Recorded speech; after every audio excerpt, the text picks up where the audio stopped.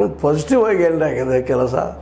ಇನ್ನು ಕಾಂಗ್ರೆಸ್ಗೆ ಎಷ್ಟು ಸಾಧ್ಯವೋ ಅಷ್ಟು ಮುಗಿಬೀಳುವಂಥ ಕೆಲಸ, ಅದನ್ನು ವಿರೋಧಿಸುವಂಥ ಕೆಲಸ, ಹೋರಾಡುವಂಥ ಕೆಲಸ ವಿಜೇಂದ್ರ ಅವರ ಮೋಸ್ಟ್ ತೆಗೆದುಕೊಳ್ತಾರೆ ಅಂತ ಅನಿಸ್ತದೆ. ಯಾಕಂದರೆ ಎಲ್ಲರ ಸಹಕಾರದ ಜೊತೆಗೆ ಇನ್ನೊಂದು ಮೂಲಗಳ ಪ್ರಕಾರ ಯಡಿಯೂರಪ್ಪನವರು ತಮ್ಮ ಹಳೆ ಮಿತ್ರರು ಒಂದು ಮೂರನೇ ಫ್ರಂಟ್ ಹೊಂದಿತ್ತಲ್ಲೇ ಬಿ ಜೆ ಪಿ ಒಳಗೆ ಅವರನ್ನು ವಿಶ್ವಾಸ ತೆಗೆದುಕೊಂಡ ಅವರಿದ್ದವರು ಇವ್ರಿಗೆ ವಿರೋಧಿ ಆಗದಂಗೆ ನೋಡ್ಕೊಂಡು ಬಂದರು ಅನ್ನೋಂಥ ಸುದ್ದಿಗಳು ಇದ್ದಾವೆ. ಹೀಗಾಗಿ ಒಟ್ಟಾರೆಯಾಗಿ ಏನಾಗಿಬಿಟ್ಟಿದಪ್ಪ ಅಂತಂದ್ರೆ ಇದು ಒಂದು ಸುಖಾಂತ ಕಾಣುವಂಥ ಹಂತಕ್ಕೆ ಬಂದದಂತ ಒಂದೆಲ್ಲ ಮಾಧ್ಯಮಗಳಲ್ಲಿ ದೊಡ್ಡ ಚರ್ಚೆ ನಡೀತಾ ಇದೆ.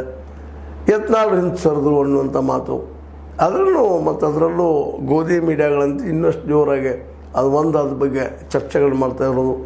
ಇದರಲ್ಲಿ ಯಡಿಯೂರಪ್ಪ ಅವರ ಒಂದು ಜಾಣ್ಮೆ, ಸಂಯಮ ಮತ್ತು ನಿಜವಾಗಿ ವಿಜೇಂದ್ರ ಅವರು ಸಂಯಮನ ಅನ್ನಬೇಕು. ಯಾಕಂದ್ರೆ ಅಂಥ ವಯಸ್ಸಿನವ್ರೇನಲ್ಲ, ಆದರೂ ಸಾಧ್ಯಷ್ಟು ಮಟ್ಟಿಗೆ ತಮ್ಮನ ಮೇಲೆ ತಾವು ಕಂಟ್ರೋಲ್ ಹಿಡ್ಕೊಂಡು ಹೋಗೋದು ಕಾರಣ ಅವ್ರ ತಂದೆಯವರಾಗಿರ್ಬೋದು.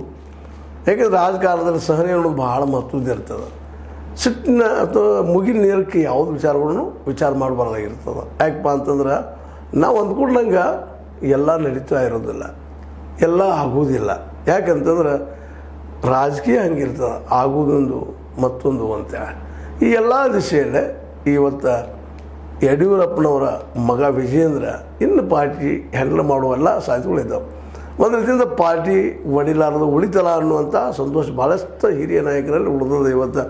ಯಾಕಂದ್ರೆ ಬಿ ಜೆ ಪಿಯ ಯತ್ನಾಳ್ ಅದರಲ್ಲೂ ವರ್ತನೆಯಿಂದಾಗಿ ಅದರಲ್ಲೂ ಒಂದು 7 ಜನ ಅವ್ರ ಜೊತೆ ತಾವು ಗುರುತಿಸ್ಕೊಳ್ತಾ ಹೊಂಟಿದ್ದಂತೆ ಇನ್ನೂ ಪಾರ್ಟಿಗೆ ಅದರಲ್ಲೂ ಹೈಕಮಾಂಡ್ಗೆ ನುಂಗಲಾರ ಬೀಜ ತುಪ್ಪಾಗಿತ್ತು.